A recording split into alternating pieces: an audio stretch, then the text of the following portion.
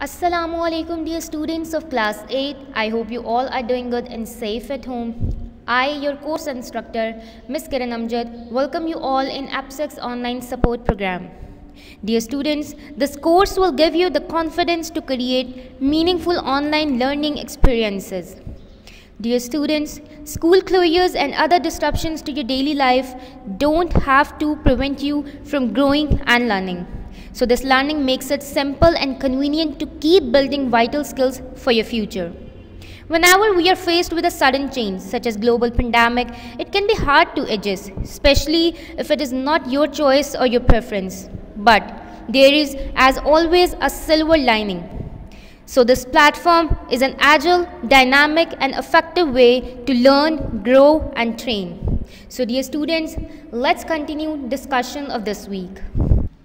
So the name of your textbook is Moby, unit number 8, textbook page numbers 48 to 50.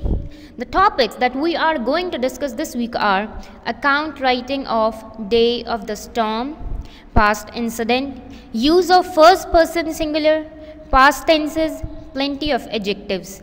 And the resources required for you people are notebooks, dictionary, internet connection, laptop, textbook and video tutorial. Here are some instructions for you people. Students will follow the video tutorial and complete their home tasks. All written work to be done on textbook, notebook and workbook with proper date mentioned on the top. Students must upload the picture of their work on AIS. So students, after watching this tutorial very carefully, you will be able to know that what is meant by an account writing, what should be the right order of account writing. It means that in which order we have to write an account or what is the proper direction of account writing. And how can we write an account by using first person singular, past tenses and plenty of adjectives. So here are some objectives of this lesson. Students will be able to recall and write the developments in the story up to chapter 7, predict what will happen in the next chapter, write an account of what happened on the day of the storm. So students, here is the introduction of account writing. So as you know that account writing consists of 3 to 4 paragraphs.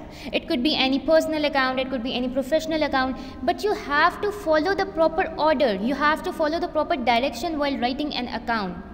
First paragraph should be an introductory paragraph which answers the questions like where, what and when. Then comes the explanation paragraph in which you have to write down the proper sequence of events, like in which sequence all the events occurred. And then comes the conclusion of the paragraph.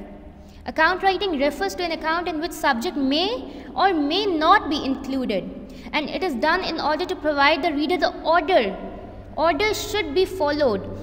The order in which the things that happened. The first paragraph in account writing involves the answers to the questions of where, what and when. And then explanation is followed. You know, the explanation of all the events that actually happened by sequence. And accounts must direct the reader in the right orders as what and how things had exactly happened. So you have to follow the proper order.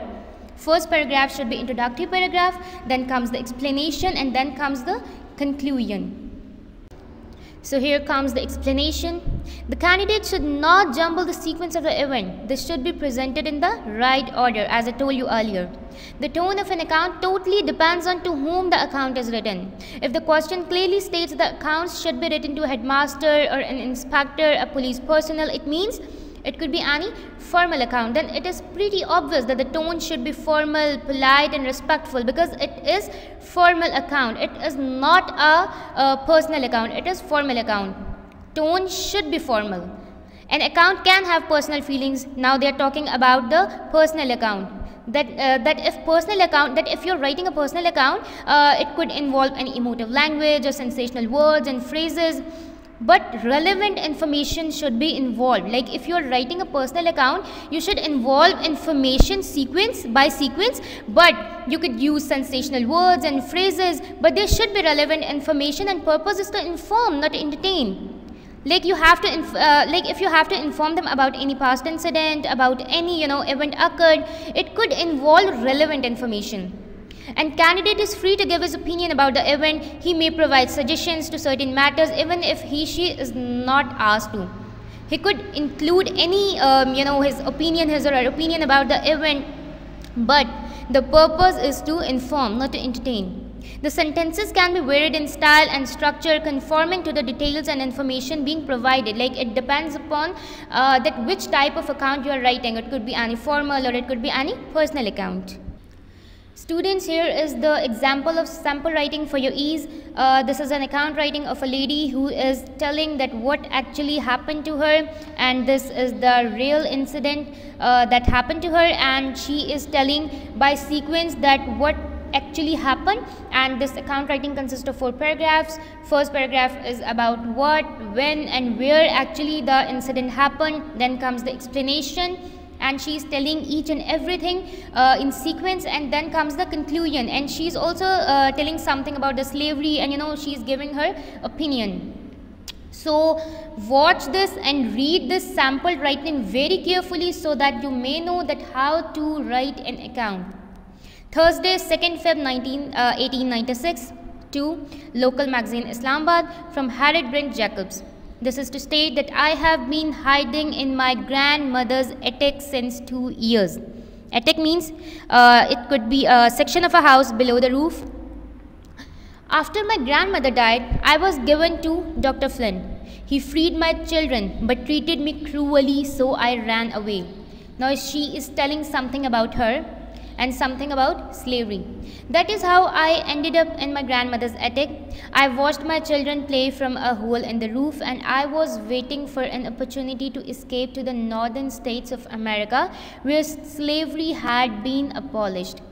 So students, it was the introductory paragraph in which she told about like what, where and when actually the incident happened. The attic was 9 feet long and 7 wide. Now she is giving explanation of each and everything. It sloped down to the loose board floor. It was very hard to breathe because there was no light or air. There was also a trapdoor which was concealed and was made by my Uncle Philip, who was a carpenter. There was also a bed in the floor which was quite comfortable to sleep on. I would also like to tell you about my days and nights. I had to sit and lie in the same position day after day. Now she is telling each and everything about what actually happened, and she is following the sequence. Without light, I would chosen this rather than treated as a slave all the time. Like now she is giving her opinion something about the slavery. My food used to be passed through the trapdoor. My grandmother, Uncle Philip and my Aunt Nancy would find opportunities to come up there and chat with me, and I used to exercise by crawling. One day my Aunt Nancy informed me that Dr. Flynn bribed a colored woman. So she told him I was in New York. So he went after me saying he's going on a business meeting to his family, but he came back with a disappointing face.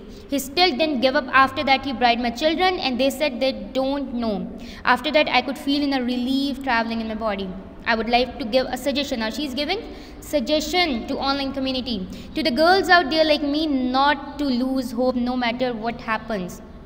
Now she is telling something like what actually she thinks, and she is giving some suggestion to other girls.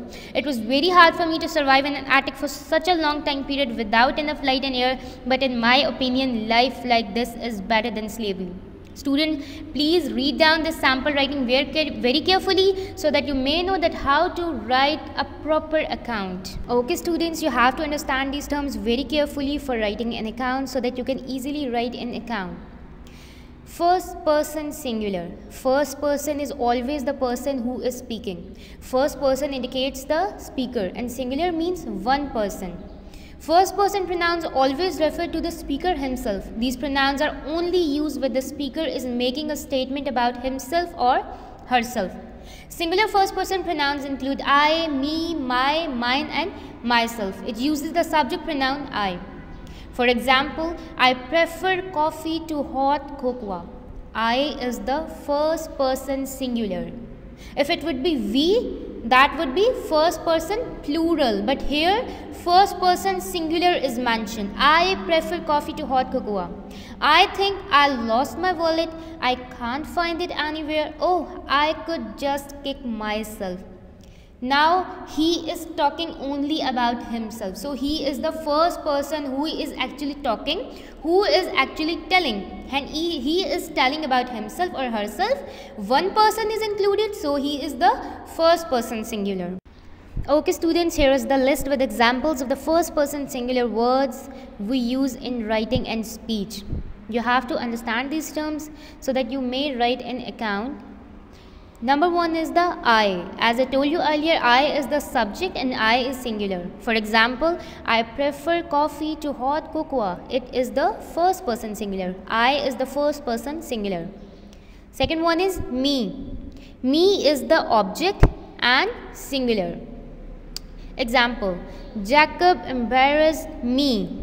As you know very well that Jacob is the subject, me is the object. Subject means that is performing an action and object means in which action is actually performed. So me is the object and me is the singular because only one person is involved. Mine, possessive and singular. Possessive means form which shows ownership or belonging. This hat is mine. Now he is telling that the hat is mine. It is showing ownership or belonging. It is also singular because only one person is involved. My, possessive, modifying a noun, singular. For example, this is my hat. Hat is the noun, it is modifying a noun. My is modifying a noun, it is singular because one person is involved, and it is the possessive case because it is also showing belongingness or ownership. So students, here comes the past tense. The past tense in English is used to talk about the past when we are talking something that occurred in the past, when we are writing something, any incident that occurred in the past, to talk about hypothesis when we imagine something. Like it could be any wish, or we imagine something that couldn't happen, or the incident that occurred in the past that couldn't happen. For politeness, there are 4 past tense forms in English. Past simple, it is the simple statement that occurred in the past, I worked.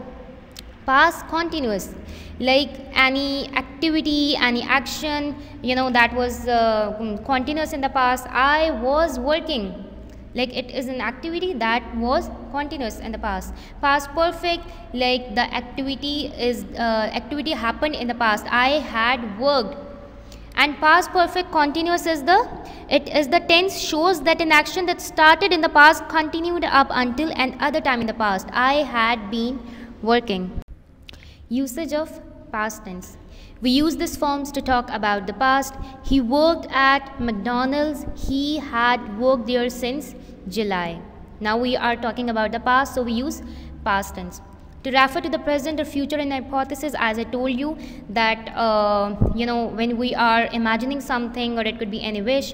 For example, it might be dangerous, suppose they got lost. Now they are imagining something and we use past tense here. Got is the past tense. And in conditions with if, he could get a new job if he really tried. Now we use past tense in conditions with if. For hypothesis, wishes and conditions in the past, we use the past perfect. Past perfect, as I told you, that the action completed in the past. For example, it was very dangerous. What if you had got lost? Now it is imagination, but we use past tense here. Had got lost, action that could be completed in the past. Now here comes the wish. I wish I had not spent so much money last month. Had not spent. It is the past tense, and now it is used along with the wish. I would have helped him if he had asked. Now here is the condition. It could be any condition, like condition of if, and I told you earlier that we use past tense with if. I would have helped him if he had asked. We use past perfect with both hypothesis, wishes and conditions, and past perfect is the action completed in the past. And also to talk about the present in a few polite expressions. Excuse me, I was wondering if this was the train for York. Now it is the past continuous, like it was continuous in the past, like I was wondering. And next one is the I just hoped you would be able to help me. So these are some of the the usage of past tense that where we usually use it. So students, you know very well about adjective, that they are used to qualify a noun, they are used to add some meaning to the noun. Adjectives are words that describe or modify other words, making your writing and speaking much more specific and a whole lot more interesting.